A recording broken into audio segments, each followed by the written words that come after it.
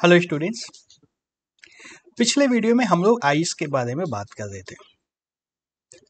एक बार आई का स्ट्रक्चर फिर से रिवाइज कर लेते हैं, फिर आगे चलते हैं। हम लोग क्या देखा था हमने?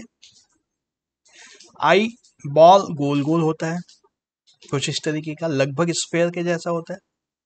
इसका डायमीटर हमने देखा लगभग 2.5 सेंटीमीटर होता है। इसका स्ट्रक्चर कैसा होता है? सबसे ऊपर इसमें कॉर्निया होता है। सबसे फ्रंट सरफेस आई का जो नजर आता है, यहीं से रिफ्लेक्शन स्टार्ट हो जाता है। रिफ्लेक्शन तो होना नहीं है, रिफ्रैक्शन होना है, यहीं से स्टार्ट हो जाता है। कॉर्निया से लाइट जाती है प्यूपिल के ऊपर। प्यूपिल छोटे से ओपनिंग होती है जिससे लाइट आईज के अंदर एंटर करती है। प्यूपिल के पीछे लेंस बड़ा सा है, लेकिन लाइट सिर्फ छोटे से छेद से घुसती है अंदर, जिसको हम लोग प्यूपिल बोलते हैं। इस छेद की साइज, प्यूपिल की साइज छोटी और बड़ी की जाती है किसके द्वारा? आइरिस के द्वारा। ब्लैक कलर का जो गोल गोल आइस में दिखता है वही आइरिस है। यहाँ से लाइट कंट्रोल होता है, कितना लाइट आइस के अंदर जाएगा, कितना ब्लॉक हो जाएगा। फिर उसके बाद लेंस के ऊपर लाइट पहुंचती है। लेंस के ऊपर जब लाइट पहुंच जाती है, यहाँ पे सारा रिफ्लेक्शन वगैरह हो करके इसका इमेज बनना है रेटिना के ऊपर। रेटिना पीछे का सरफेस है, ये स्क्रीन के जैसा सरफेस बोल सकते हैं इसको। इसके ऊपर लाइट सेंसिटिव सेल्स होती हैं बहुत सारी, जो कि इमेज को रीड करके इलेक्ट्रिक सिग्नल्स में कन्वर्ट करती है, और वो signals eye lens optic nerve के द्वारा ब्रेन में चला जाता है। ब्रेन उस सिग्नल्स को रीड करके फाइनली हमें बता देता है कि क्या चीज देख रहे हैं हम लोग, किस कलर की चीज देख रहे हैं, कितनी बड़ी चीज देख रहे हैं। ठीक है, ये हमारा स्ट्रक्चर था। सीलियरी मसल्स हैं दोनों तरफ, ये क्या करती हैं? ये लेंस का फोकल लेंथ को एडजस्ट करती है। तो आइस के अंदर सब कुछ एडजस्टेबल है, फोकल लेंथ एडजस्टेबल है, एपर्चर प्यूपिल के जैसा होता है, ये भी एडजस्टेबल है। और लेंस इमेज कैसा बनाता है? लेंस जब भी स्क्रीन पे इमेज बनाता है तो रियल होता है या इन्वर्टेड होता है या इरेक्ट होता है? इन्वर्टेड होता है। तो रेटिना के ऊपर इन्वर्टेड इमेज बनता है, लेकिन ब्रेन उसको ठीक करके फिर बता देता है कि नहीं, सब कुछ सीधा है। ब्रेन उसको करेक्ट नहीं करेगा तो लगेगा कि सब उल्टा है। तो यही स्ट्रक्चर था।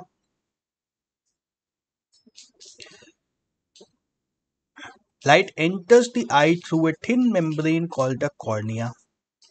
It forms a transparent bulge on the front surface of the eyeball as shown in figure. अभी हम लोग देखे हैं figure. Eyeball is approximately spherical in shape with diameter of about 2.3 centimeter.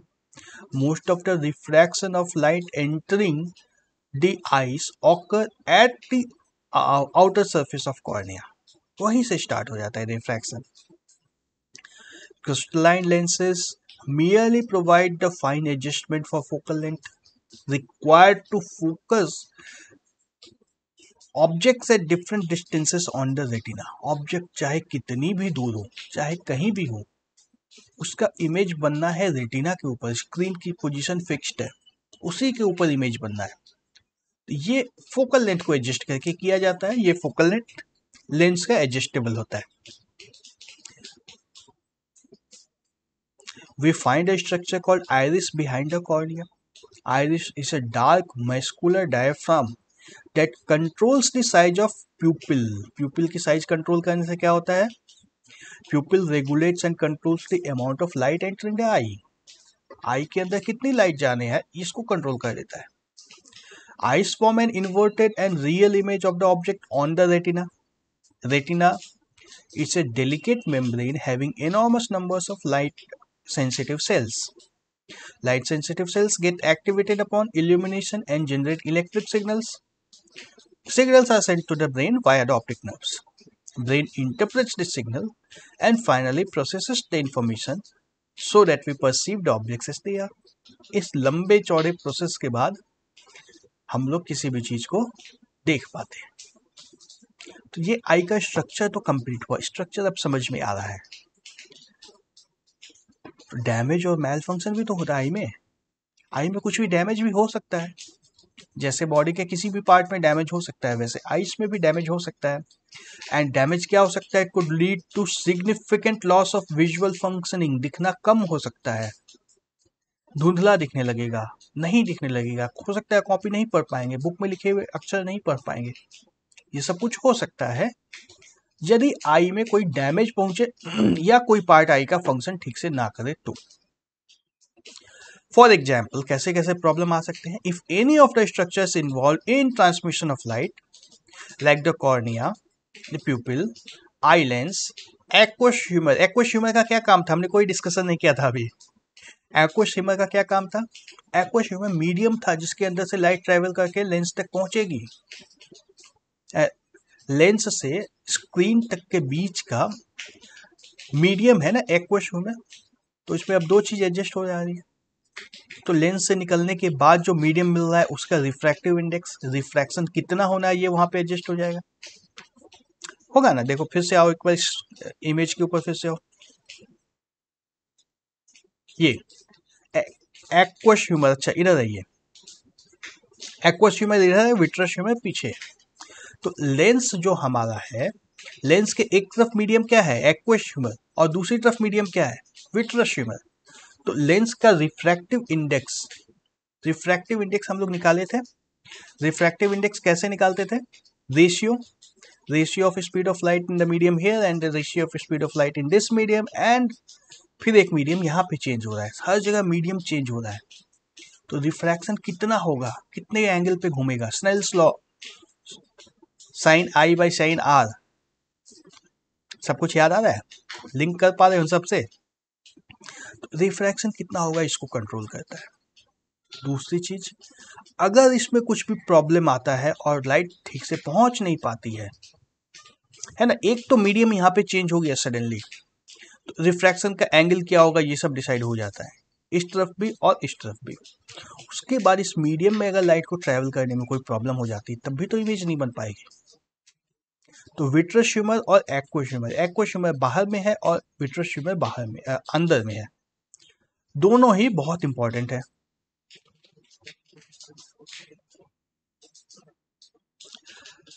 Aqueous humor and vitreous humor are those responsible for conversion of light to electric impulse, retina के cells जो है, like the retina, or even the optic nerve that transmits the light impulses to the brain.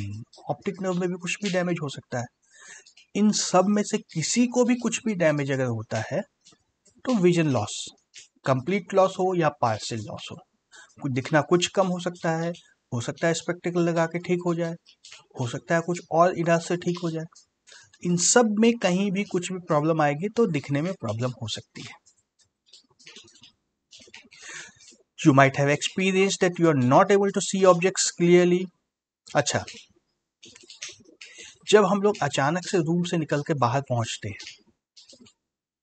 धूप में पहुंच जाते हैं, अचानक से रूम से निकलो और धूप में पहुंच गए। रूम में अगर लाइट कम थी और सनलाइट में, ब्राइट लाइट में अगर पहुंच जाते हैं तो आंखें चौंधियाने लगती है, कुछ नहीं दिखता है, सब कुछ सफेद सफेद लगता है। एक बार होता है ऐसा, है ना? जैसे ही रूम के अंदर से बाहर पहुंचते हैं अचानक से जो चेंज होता है उसमें लगता है कि कुछ नहीं दिख रहा है। After some time however you are able to see things in the dim lit room. उल्टा भी होता है, जब लाइट से अंदर के रूम में भी आ जाते हैं तब भी एक बार लगता है कुछ नहीं दिख रहा है, अंधेरा अंधेरा सा लगता है, और धीरे धीरे में फिर वो एडजस्ट हो जाता है, दिखने लग जाती है चीजें। क्या हो रहा है यहाँ पे? होता है ना, यदि डार्क रूम से निकल करके अचानक से सनलाइट में पहुंच जाओ, कुछ नहीं दिखेगा, एक बार आंख बंद हो जाएगी अपने आप, फिर धीरे धीरे आंख खुलती है, फिर दिखना स्टार्ट होता है। और अगर सनलाइट से निकल करके अंदर डार्क रूम में घुस जाओ एक ही बार, दिखना बंद हो जाता है, एकदम अंधेरा लगता है, कुछ नहीं दिख रहा है। लेकिन फिर वहीं 5 मिनट अगर रुक जाओ तो दिखना स्टार्ट हो जाता है, थोड़ा थोड़ा, ज्यादा तो नहीं दिखेगा, डार्क है तो बहुत ज्यादा तो नहीं दिखेगा, फिर भी कुछ दिखना स्टार्ट हो जाता है, काम हो जाता है। तो यहाँ पे क्या होता है? The pupil of an eye acts like a variable aperture whose size can be varied with the help of iris. हम लोग देखे थे डायग्राम में, देखो फिर से आ जाओ डायग्राम के ऊपर। प्यूपिल जो एपर्चर है, प्यूपिल किसके जैसा काम करता है? एपर्चर के जैसा। लाइट कितनी ज्यादा आइस के अंदर घुसेंगे, और आइरिस जो ऊपर और नीचे है, यहाँ पे लिखा है आइरिस, ऊपर और नीचे जो है ये प्यूपिल को छोटा या बड़ा कर सकता है।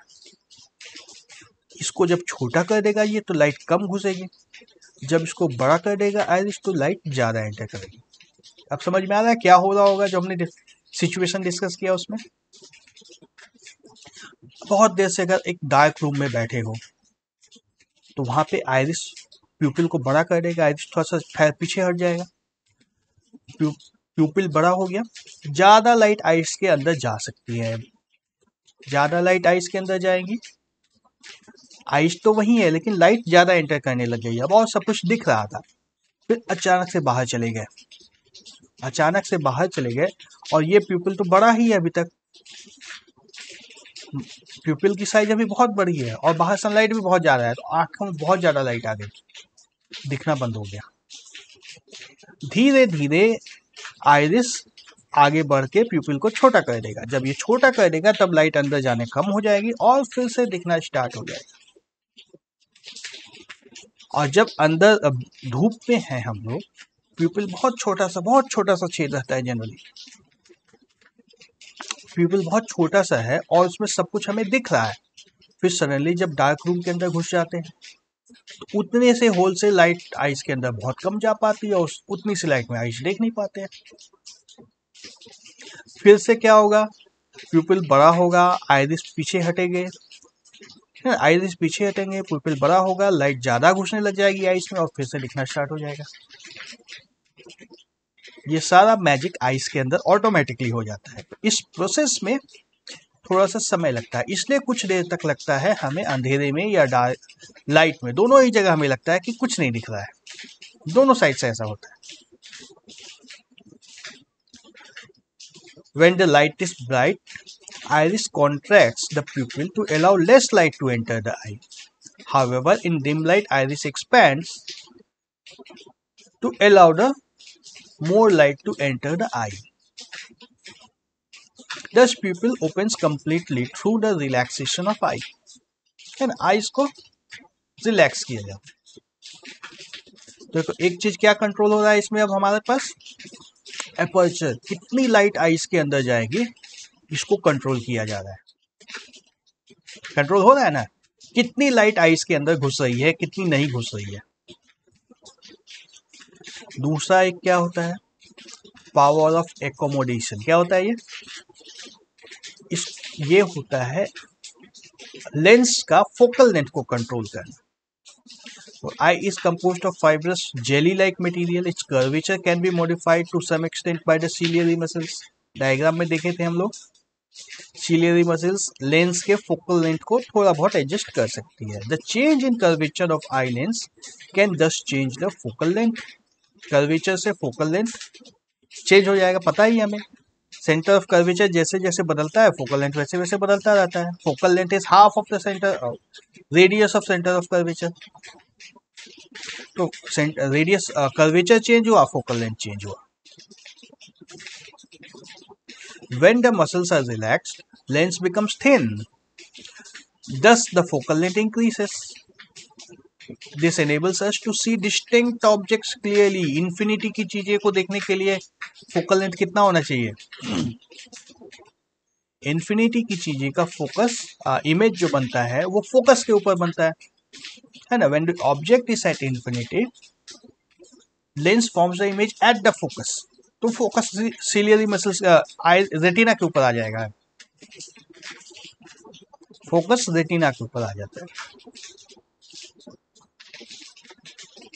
When you are looking at objects closer to the eye, अब ऑब्जेक्ट अब नजदीक आ गई है, ऑब्जेक्ट नजदीक आ गई है तो इमेज फोकस के बाद बनेगा, कभी कर्वेचर सेंटर ऑफ कर्वेचर पे बनेगा, कभी बियॉन्ड सेंटर ऑफ कर्वेचर पे बनेगा, कभी between focus and centre of curvature बनेगा, अलग अलग जगह पे इमेज बनती रहेंगी। तो मसल्स कॉन्ट्रैक्ट होती है, आई लेंस का फोकस फोकल लेंथ कम हो जाएगा, eye lens thicken, consequently the focal length of the eye decreases. Focal length कम हो गया, रेटिना फोकस के बाद चला गया। This enables us to see the objects, nearby objects clearly. समझ में आ रही है बात? लेंस अगर मोटा था, लेंस अगर ठीक था, फोकल लेंथ कम है, स्क्रीन हमारा फोकस के बाद है, लेंस को पतला कर दिया, फोकस बढ़ते बढ़ते बढ़ते कहाँ आ गया, रेटिना के ऊपर फोकस, डायग्राम में देखो अच्छे से समझ में आएगा।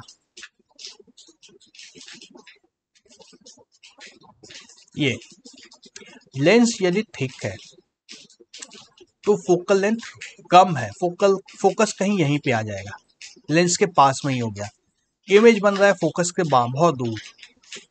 और वहीं यदि लेंस को पतला कर दिया, सीलियरी मसल्स ने लेंस को खींच करके पतला कर दिया यदि, तो फोकस दूर चला जाएगा, दूर जाते जाते जाते रेटिना पे आ जाएगा। यदि ऑब्जेक्ट इन्फिनिटी पे है, फोकल लेंथ इस डिस्टेंस के बराबर होता है। ये डिस्टेंस कितना था, 2.3 सेंटीमीटर के आसपास, फोकल लेंथ 2.3 सेंटीमीटर के लगभग होगा। और यदि डिस्टेंस इन्फिनिटी से कम है, पास की चीजों को देखना है, तो फोकल लेंथ 2.3 सेंटीमीटर से कम होगा, फोकस कहीं यहाँ होगा, बियॉन्ड द फोकस इमेज बनेगी। ये एडजस्टमेंट हो जाता है सीलियरी मसल्स के द्वारा। इस चीज को क्या बोलते हैं, इसको बोलते हैं हम लोग power of accommodation of I, power of accommodation. However, the focal length of the eye cannot be decreased below a certain limit. ऐसा तो नहीं है जो चाहे कर दिए, मनमाना तो नहीं हो सकता है, कुछ लिमिट है उसकी भी। Try to read the pages, printed page by holding very close to your eyes. You may see the image being blurred or feel strain in the eye. Paper को बहुत पास, इतने पास ले आओ, नाक के पास ले आओ, पढ़ सकते हैं क्या? नहीं पढ़ सकते हैं। मान लो पढ़ भी लिया तो आंखों पे बहुत जोर लगता है, थोड़ी देर में सर दर्द होने लग जाएगा। क्या कारण है? कारण ये है कि इतनी नजदीक की चीजें आंख नहीं देख पा रही हैं, आंख को देखने के लिए थोड़ी सी दूर रखना होगा, कम से कम इतनी दूर रहेगा तब तो देख पाएंगे। है ऐसा है ना, यहाँ पे आराम से पढ़ रहे हैं, फिर पास लाते लाते और दिक्कत होती है पढ़ने में, तो बहुत पास की चीजें को नहीं देख पाते हम लोग। To see an object comfortably and distinctly, you must hold it about 25 centimeter from the eyes. Minimum distance 25 centimeter. 25 centimetre, हो सकता है इससे कम दूरी का भी तुम देख पाओ, हो सकता है देख पाओ, लेकिन कंफर्टेबली देखने के लिए 25 सेंटीमीटर की दूरी होनी चाहिए। लेकिन ऐसा भी नहीं है कि 5 सेंटीमीटर पे रखेंगे तो देख लोगे, नहीं ऐसा नहीं है। तो minimum distance at which object can be seen most distinctly without strain is called least distance of distinct vision. नाम से क्लियर है, लीस्ट डिस्टेंस सबसे कम दूरी, ऑफ डिस्टिंक्ट विजन जहां पर हम लोग साफ साफ देख सकते हैं, least distance of distinct vision सबसे कम दूरी जहां पर हम लोग देख सकते हैं। This is also called the near point of the eye. Near point of the eye, सबसे नजदीक चीज जो देख सकते हैं, एकदम नाम से क्लियर, इसको याद करने की तो जरूरत ही नहीं है। Least distance of distinct vision और या नियर पॉइंट ऑफ द आई। जैसे देखो डायग्राम में, बहुत दूर से यदि लाइट आ रही है, फार पॉइंट, अच्छा जैसे नियर पॉइंट होता है वैसे ही एक फार पॉइंट भी होता है। फार पॉइंट पे अगले वीडियो में हम लोग देखेंगे, अभी नियर पॉइंट देखते हैं। सबसे नजदीकी चीज, इसको लाइट को बहुत ज्यादा रिफ्रैक्ट करना होगा, है ना, लाइट को बहुत ज्यादा रिफ्रैक्ट करना होगा, थिक लेंस चाहिए, उसका फोकल लेंथ कम होना चाहिए।